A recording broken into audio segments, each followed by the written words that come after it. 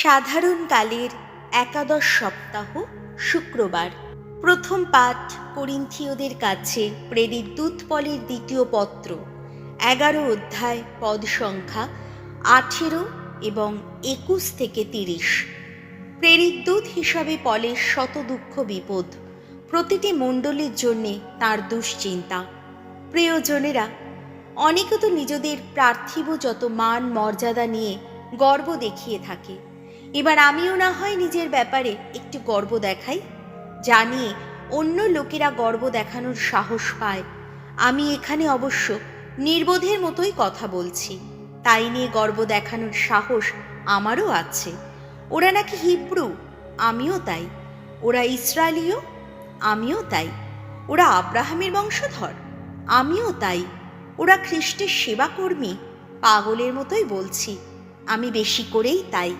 আমি ওদের চেয়ে পরিশ্রম করেছি অনেক বেশি, সহ্য করেছি অনেক বেশি কারাবাস, অনেক অনেক বেশি প্রহার, বহুবার পড়েছি প্রাণ সংকটে। ইহুদিরা আমাকে 5বার সেই 39 কষাঘাত করেছে। তাছাড়া 3বার আমাকে বেত মারা হয়েছে, এমনকি একবার পাথর ছুঁড়েও মারা হয়েছে। 3বার নৌকা ডুবি হয়েছে আমার। অকুল সমুদ্রে ভেসেই আমাকে একবার একটি দিন একটি রাত কাটাতে হয়েছে। বহুবার পথযাত্রাও করেছি আমি।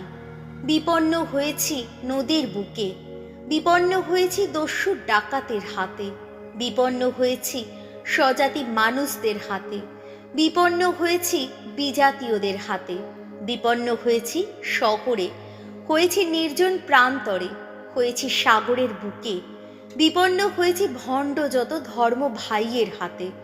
কত পরিশ্রম, কত কঠিন কাজই না করেছি আমি, কতবার রাত জেগেছি আমি, হয়েছি ক্ষুধার্ত পিপাসিত, বহুবার থেকেছি অনাহারে, সয়েছি শীতের কষ্ট আর বস্ত্রাভাব।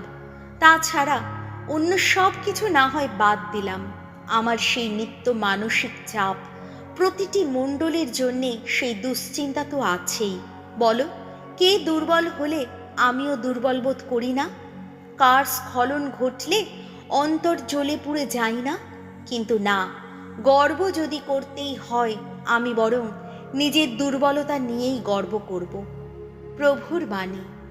শাম সঙ্গীত ধুয়ো। আপদে বিপদে ভগবান ভক্তকে রক্ষা করেন। ভগবানের প্রশস্তি গান গাইব অনুক্ষণ। সততই আমার কণ্ঠে বেজে উঠবে তাঁর গুণগান। ভগবানই আমার গৌরব, শুনুক নম্র চিত্ত যারা, আনন্দিত হোক। ধুয়ো। আপদে বিপদে ভগবান ভক্তকে রক্ষা করেন। তোমরা আমার সঙ্গে ভগবানের গাও জয়গান। তার নামের গৌরব এসো গাই সমস্বরে। ভগবানকে খুঁজেছি আমি, তিনিও সাড়া দিয়েছেন। যত ভয় ভীতি থেকে তিনি মুক্ত করেছেন আমায়। ধুয়ো। আপদে বিপদে ভগবান ভক্তকে রক্ষা করেন। যারা তাঁর দিকে তাকিয়ে থাকে তাদের মুখ তো আনন্দে উজ্জ্বল হয়, লজ্জায় কখনো কুণ্ঠিত হতে হয় না তাদের। দেখো তো, এই দিনজন ডেকেছে আর ভগবান সাড়াই দিয়েছেন। সমস্ত সংকট থেকে তাকে তিনি রক্ষাই করেছেন। ধুয়ো। আপদে বিপদে ভগবান ভক্তকে রক্ষা করেন। বাণী বন্দনা। জয় জয় প্রভুর জয়।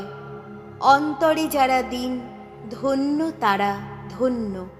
স্বর্গরাজ্য তাদেরই, আহা তাদেরই। জয় জয় প্রভুর জয়। মথি রচিত মঙ্গল সমাচার, 6 অধ্যায়, পদ সংখ্যা 19 থেকে 23। পার্থিব সম্পদ নয়, মানুষের সঞ্চয় করা উচিত স্বর্গীয় সম্পদ। যিশু একদিন তাঁর শিষ্যদের বললেন, তোমরা নিজেদের জন্যে এই পৃথিবীতে ধন সম্পদ সঞ্চয় করো না, কেননা এখানে পোকা আর মরচে সব কিছুই নষ্টই করে দেয়। এখানে চোর এসে শীত কেটে চুরি করে। তোমরা বরং ধন সম্পদ সঞ্চয় করো স্বর্গলোকে, কেননা সেখানে পোকা আর মরচে কোনো কিছুই নষ্ট করে না, চোর ও শীত কেটে চুরি করতে আসে না। যেখানে তোমার ধন সম্পদ, তোমার মনটাও তো সেখানে পড়ে থাকবেই। এই যে দেহ, চোখটা যেন তার প্রদীপেরই মতো। তাই তোমার চোখ যদি সুস্থ থাকে তাহলে তোমার গোটা দেহটা আলোয় ভরে থাকবে, কিন্তু তোমার চোখটাই যদি খারাপ হয় তাহলে তোমার গোটা দেহটা অন্ধকারে ডুবে থাকবে। কাজেই তোমার অন্তরে যে আলো রয়েছে, অন্ধকারে যদি সেই আলো হয় তাহলে কি দারুণ সেই অন্ধকার। প্রভু যিশুর মঙ্গল সমাচার।